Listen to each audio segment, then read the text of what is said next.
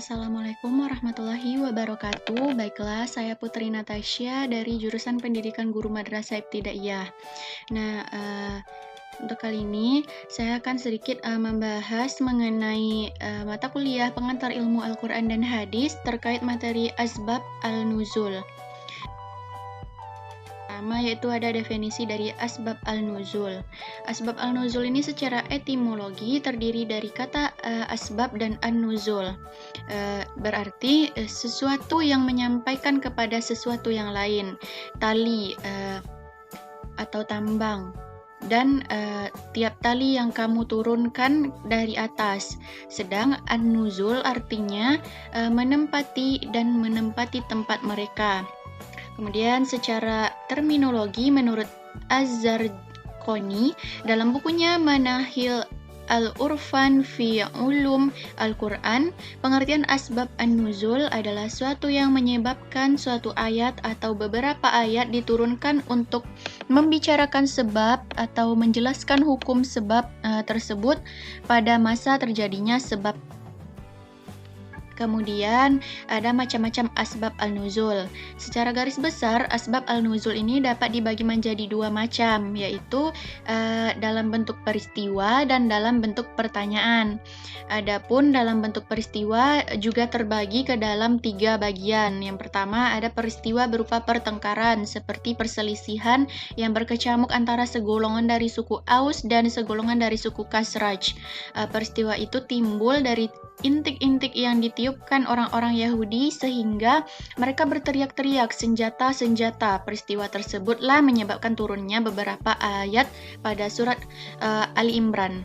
Kemudian peristiwa berupa kesalahan yang serius, seperti peristiwa seorang yang mengimami sholat sedang dalam keadaan mabuk sehingga tersalah membaca Quran surah Al-Kafirun. Dari peristiwa ini maka menyebabkan turunnya ayat An-Nisa ayat 43.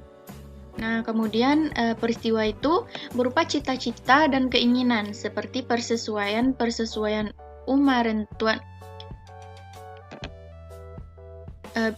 bin Khattab dengan ketentuan ayat Al-Quran. Dalam sejarah ada beberapa harapan Umar yang dikemukakan kepada Nabi Muhammad SAW. Kemudian turun ayat yang dikandungnya sesuai dengan harapan-harapan Umar tersebut. Sebagian ulama telah menulisnya secara khusus. Sebagai contoh, Imam Al-Bukhari dan lainnya meriwayatkan dari Anas radhiyallahu anhu bahwa Umar berkata, "Aku sepakat dengan Tuhanku dalam 3 hal. Aku katakan kepada Rasul, bagaimana sekiranya kalau kita jadikan makam Ibrahim sebagai tempat sholat?" Maka turunlah ayat surah Al-Baqarah ayat 102.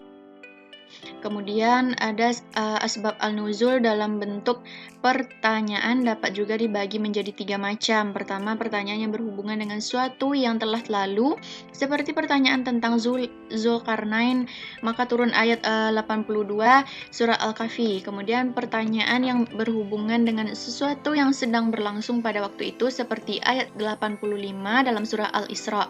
Kemudian pertanyaan yang berhubungan dengan masa yang akan datang, seperti ayat 42 dari surat An-Nazi'at. Kemudian ungkapan asbab al-nuzul diungkapkan dengan bahasa sebab seperti sababu nuzuli al-ayah kadza. Sebab turunnya ayat ini adalah redaksi yang jelas mengandung pengertian penyebab diturunkannya sebuah ayat dan tidak memiliki kemungkinan makna lain. Diungkapkan dengan fa jawab.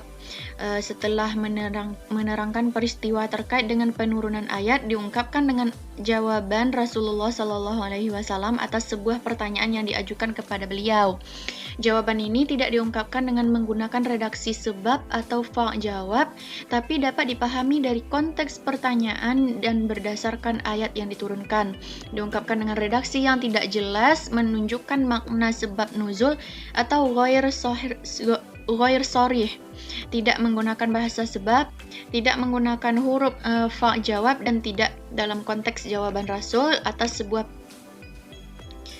Nah, kemudian, ada urgensinya, yaitu yang pertama untuk mengetahui hikmah dan rahasia diundangkannya suatu hukum dan perhatian syara terhadap kepentingan umum tanpa membedakan etnik, jenis kelamin, dan juga agama.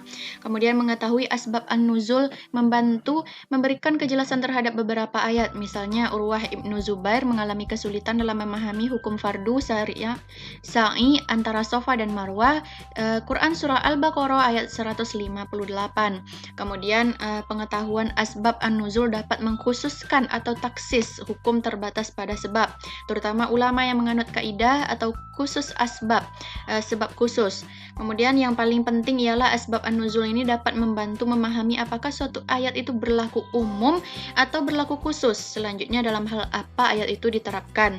Maksud yang sesungguhnya suatu ayat dapat dipahami melalui asbab an-nuzul. Kemudian pengetahuan tentang asbab an-nuzul akan mempermudah orang yang menghafal ayat-ayat Al-Quran serta memperkuat keberadaan wahyu dalam ingatan yang mendengarnya jika mengetahui sebab turunnya. Nah, itulah tadi penjabaran mengenai materi asbab an-nuzul. Sekian dari saya, jika ada kesalahan saya mohon maaf. Assalamualaikum warahmatullahi wabarakatuh.